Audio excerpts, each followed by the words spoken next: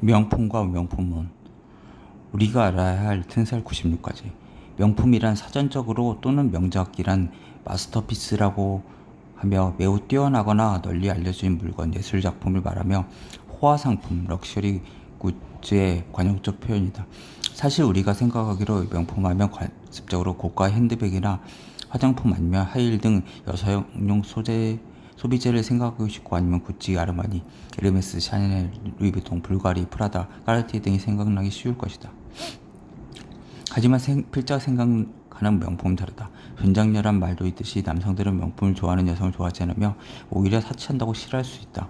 명품만 좋아하는 여성은 내면적인 열등감을 보고자 값비싼 치장으로 욕망을 채우려는 속빈 강정이 지나지 않는다고 생각한다.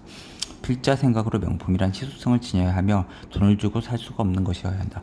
그 희소성이란 명품 회사에서 일부러 한정판을 내서 가격을 올리며 럭셔리 마케팅을 위한 것이 아니라 단 하나 세상에서 유일해야 한다는 것이다. 그런 명품이란 예를 들어 레오나르도 다빈치의 모나리자라든지 피카소의 입체파 그림 등이 있을 수 있다고 본다. 게르니카나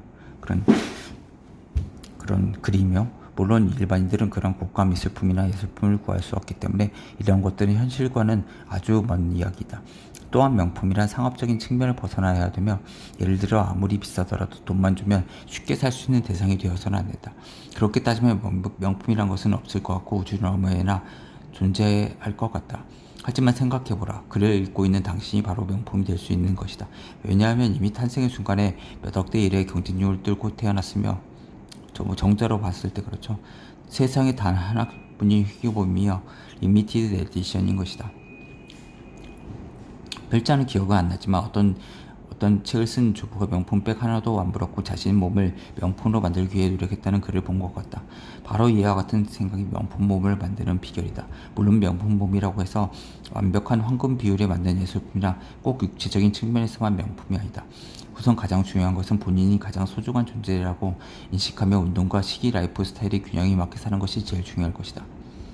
명품 몸을 만들기 위해 운동을 하고 끊임없이 자기관리를 해야만 물론 의학의 힘을 빌리기도 한다. 성형이 그 예인데 필자는 그중 튼살 치료로 명품 몸에 투자하는 사람들을 자주 보았다. 많은 여성들이 과거의 살찐 흔적으로 생긴 튼살을 치료하고자 애쓰고 있다. 또한 임신의 흔적을 지워 아가씨 때의 몸매로 돌아가기 위해 노력한다. 다이어트는 본인 노력으로 가능한 일이지만 튼살은 의술의 힘을 빌리지 않고는 치료가 불가능하다. 어떤 사람들은 튼살 치료를 사치라고 생각할 수 있지만 어떤 사람은 명품 몸을 위해 꼭 필요하다고 생각한다.